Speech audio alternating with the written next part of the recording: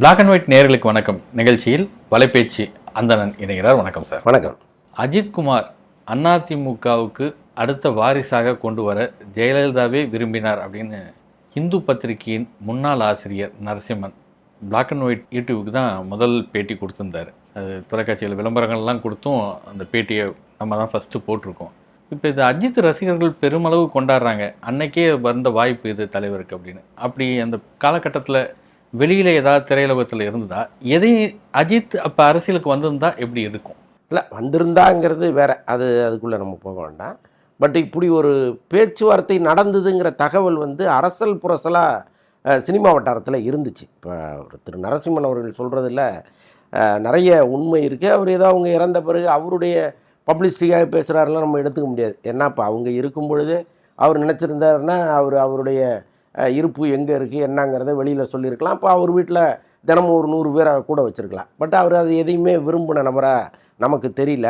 இப்போ தொடர்ந்து அவருடைய இன்டர்வியூலாம் பார்க்கும்பொழுது எனக்கு இது பற்றி நம்ம ஏற்கனவே கேள்விப்பட்டிருக்கோமே, இண்டஸ்ட்ரியில் பல பேர் இதை பற்றி பேசியிருக்காங்களே அப்படின்லாம் எனக்கு தோணுச்சு. இன்னும் சொல்ல போனால் அஜித்தினுடைய வட்டாரத்தில் இருக்கிற சில பேர் இருக்காங்கல்ல, நமக்கு இந்த அமைச்சர் பதவி கிடைக்குங்கிற அளவுக்கு வெளியில் பேசியிருக்காங்க.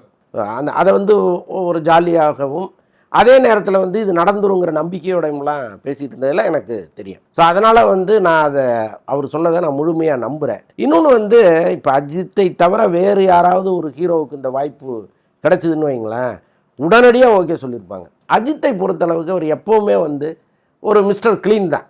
அவர் என்ன நினைக்கிறாரோ அதை செய்வார். அது யாராக இருந்தாலும் அவரை வளைக்கவே முடியாது. அவர் என்ன நினைக்கிறாரோ அதை செய்கிற நோக்கத்தில் எப்போவுமே உறுதியாக இருக்கிறவர். அவருக்கு இந்த அரசியல் இது எதுவுமே பிடிக்காமல் போயிருக்கலாம். இன்னொன்று அவர் கலைஞருக்கு முன்னால் மிரட்டுறாங்க ஐயான்னு பேசுனது தான் அஜித் மீது இன்னும் பெரிய ஒரு குறிப்பிட்ட சதவீதத்தினர் அவரை வெறுத்தாங்க.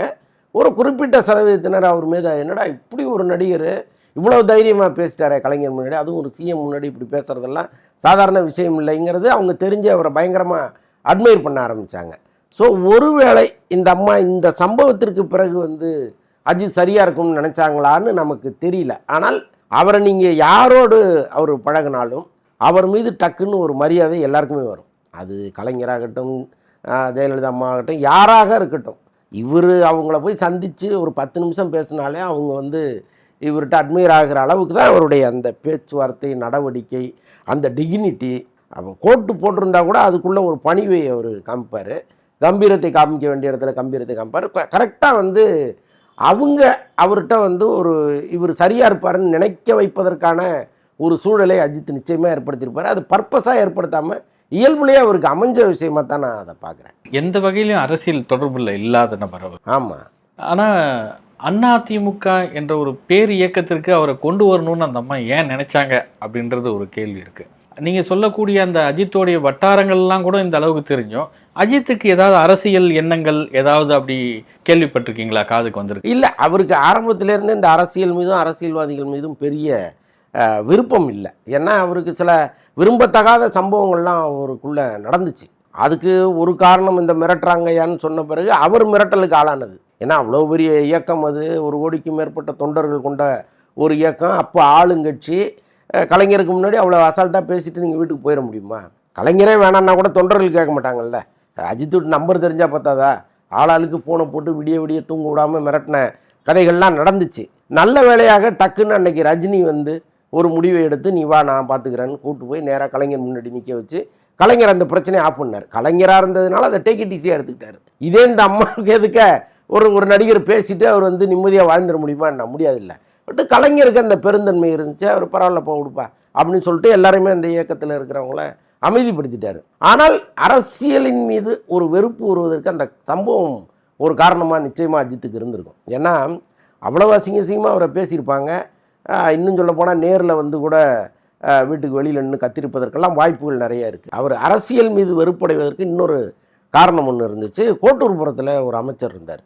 அவர் வீட்டுக்கு பின்னால் ஒரு மாநகராட்சி பூங்கா ஒன்று இருந்துச்சு. அங்கே டென்னிஸ் விளையாடுவது அஜித்தினுடைய வழக்கம். அவர் அங்கே வருவார், அவங்க மனைவி ஷாலினி வருவாங்க, அவங்க நண்பர்கள் வருவாங்க. இவங்க எல்லாமே அங்கே பேட்மிண்டன் விளையாடுவாங்க. அது கரெக்டாக ஒரு 4 மணிக்கு வருவாங்கன்னு வைங்களேன்.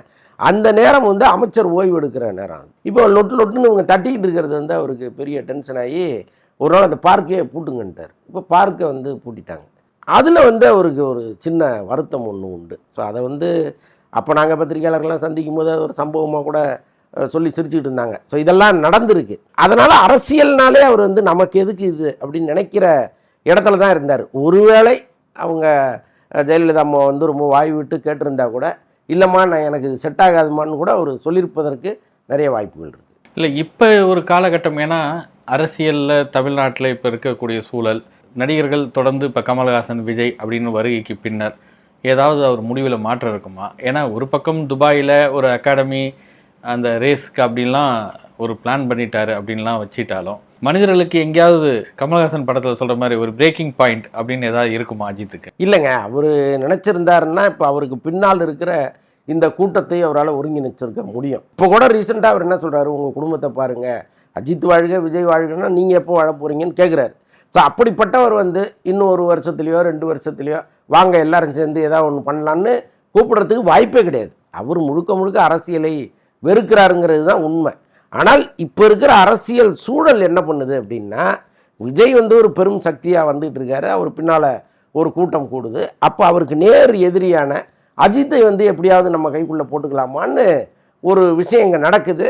ஸோ அதன் தொடர்ச்சியாக வேணால் இங்கே சில விஷயங்களை இவங்க வேணால் கதை கட்டி கிளப்பி விடுறதுக்கு நிறைய வாய்ப்புகள் இருக்குது. எனக்கு தெரிந்து அஜித் என்கிற ஒரு மனிதருக்கு அரசியல் எப்போவுமே வெறுப்பு தான். அவர் இதுக்குள்ளே வரவே மாட்டார், இதில் சிக்க மாட்டார். அவர் முதல்ல திரைத்துறையில் ஒரு காலகட்டத்திற்கு அப்புறம் ப்ரொமோஷனுக்கு வருவதோ இல்லை ஆடியோ லான்ச்சுக்கு வருவதோ அதெல்லாம் எதுவும் இல்லாமல் ஒதுங்கிட்டார். நீங்கள் சொன்ன மாதிரி அரசியல் நிகழ்ச்சியிலே மேடையில் பேசின நபர் இதை பெருசாக விரும்பலை. அப்படி இருக்க ஒரு அரசியல்லாம் அவருக்கு செட் ஆகுமா? தான் எந்த துறையில் பயணிக்கிறோமோ அதுலேயே பெரிய அளவுக்கு நாட்டம் கொள்ளாமல் இருக்கும்போது அரசியல் நிரந்தோறும் சந்திக்கிறது, மேடையில் உட்கார்றது, புகழை கேட்கறது அப்படிலாம் ஐயோ அவருக்கு சத்தியமாக செட் ஆகாது. இன்னொன்று வந்து அவர் என்னென்னா, நீங்கள் டைம் வேஸ்ட் பண்ணாதீங்கிறாரு. நீங்கள் ஏன் கூட்டமாக வரீங்க, ஏன் டைம் ஸ்பெண்ட் பண்ணுறீங்க, படம் பாருங்கள், என்ஜாய் பண்ணுங்கள், அப்படியே போயிட்டே இருங்க அப்படிங்கிறாரு அவர். ஸோ அவர் வந்து தன்னுடைய ஒரு சுயநலத்துக்காக நீங்கள் எல்லாமே வாங்க, நம்ம எல்லாம் ஒன்று சேர்ந்து ஏதாவது பண்ணலாம் அப்படின்னு பொய்யா கூட உங்களை கூப்பிட மாட்டார். அதில் நான் வந்து ரொம்ப உறுதியாக சொல்லுவேன். அவர் அப்படி தான். ஆமாம். நன்றிங்க சார். மற்றொரு நேர்கள் நன்றி.